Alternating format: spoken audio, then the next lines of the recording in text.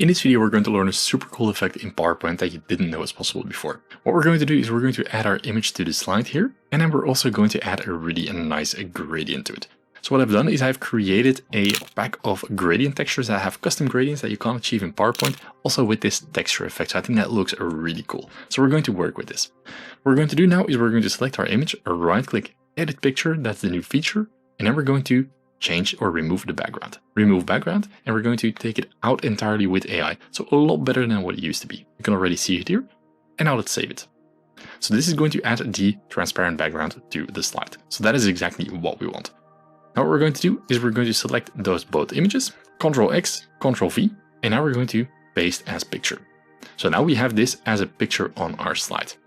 We're going to right click and edit picture again, but now we're going to the Enhance tab.